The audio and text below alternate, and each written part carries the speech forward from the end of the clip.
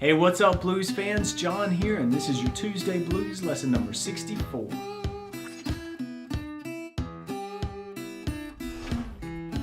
I've said this somewhere on BGI before on a Tuesday Blues or somewhere before, but the fact that there are identical tones, not an octave apart, but like identical tones available for us on the fretboard just didn't sink in for me. And maybe it's because I grabbed a scale book and just started going at it.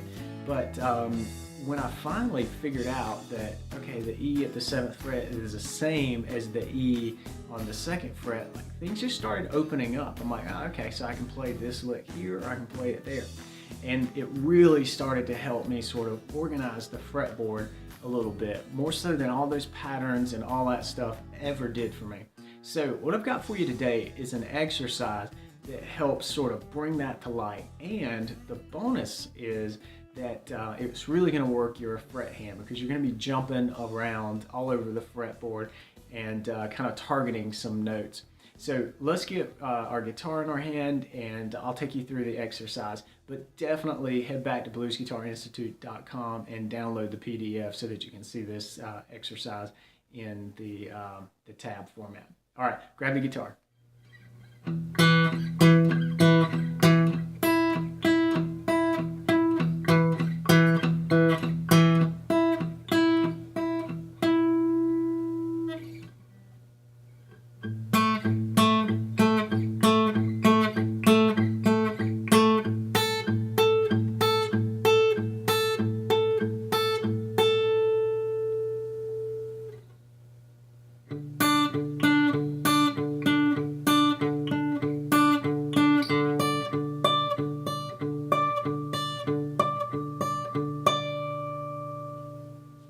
Alright, so this exercise is something that I do, as you can tell, to get me jumping around on the fretboard here, but also really reinforcing the idea that this E here, 2nd fret, 4th string, is identical in tone to this E here, 7th fret, 5th string.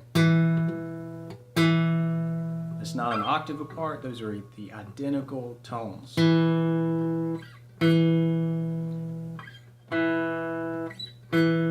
If I pick that exactly the same, you're going to hear the same exact tone. Now there's definitely a little bit of a different color to it because I'm playing on a fatter string, but that doesn't change the fact that these fundamental notes are the same.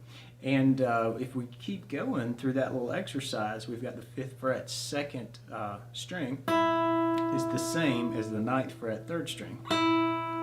Those are the same two tones, both E's, both the same E's. Now this pair is an octave higher than this pair. So there's your octave jump. But these two belong together, as do these two. So this is an exercise, and I was actually working on it last night quite a bit, just as part of my warm-up routine. I think it's a good one to get your hand moving around the fretboard a little bit. And when you get this going pretty fast, you can get some really cool results.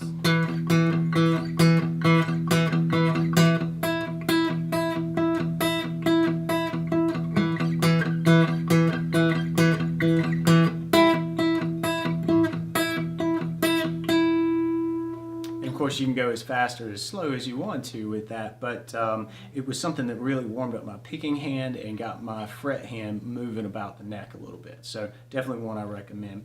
And of course, we're pedaling with this low E throughout the whole thing. And this is actually an octave lower than this pair, and 2 octaves lower than this pair. But I like having that open string going. It just makes me think E, E, E. And plus, as a finger picker, I'm always looking for any opportunity I can to maximize an exercise and really work on the thumb. So this exercise has a lot of benefits. Great for the warm-up, good for isolating your thumb, and really good for getting the sound of the E's and knowing and reinforcing the idea that there are identical tones on the fretboard. So once I work my way through E and play that for several minutes, then I move on to A, and I take a similar approach. I've got the A bass string pumping out the whole time, and then I move back and forth between the 2nd fret 3rd string and then the 7th fret on the 4th string.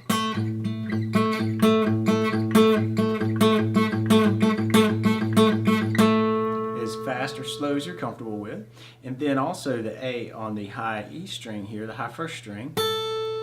We're now at the higher octave pair, just like we did with the E's. And so we've got that note, 5th fret 1st string, and then the 10th fret 2nd string. Both A's, both identical in pitch.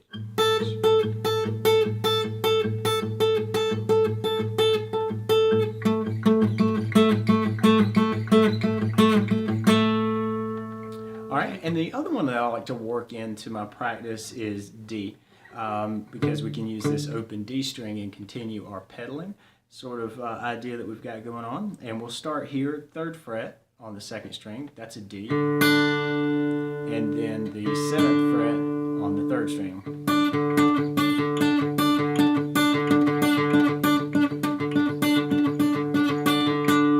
And then our higher octave pair is actually way up there. It's going to start on the 10th fret of the 1st string, and then the 15th fret of the 2nd string. So that might be kind of difficult to get for you, especially if you're using like a smaller 12th fret guitar, but I've got pretty easy access to that on this particular guitar. But anyway, we just go back and forth just like we're doing with the others.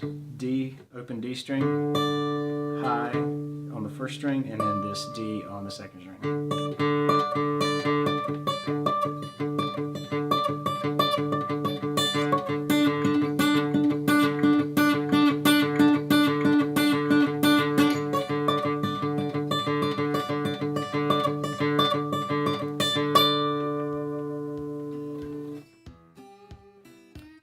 All right, I hope you found this exercise helpful. This is something I'm doing in my playing right now today, just to really work my fret hand. You know, this reinforces the idea of these identical tones in your ear, and then it reinforces it visually because you're seeing your hand move. But also it helps develop some accuracy on your fret hand. So I think this is a really good exercise for you to work into your practice routine. And you know, with neck theory in mind, it helps you learn kind of how the neck is organized, how the fretboard is laid out. So if you want to grab the tab for this, head on over to bluesguitarinstitute.com, and if you're not already a free member, you'll want to sign up, and then you can download this tab along with any and all tabs from Tuesday Blues all the way up to this one, and of course everything in the future as well. So that's my gift to you. All you got to do is sign up, be a free member of BGI, and download all these tabs. They're a really helpful resource as you're working your way through the material. So, all right, take care, and I'll see you in the next lesson. Practice up, and if you have any questions, be sure to hit me up on the website, and I'll do my best to get to them and help you out. All right, take care.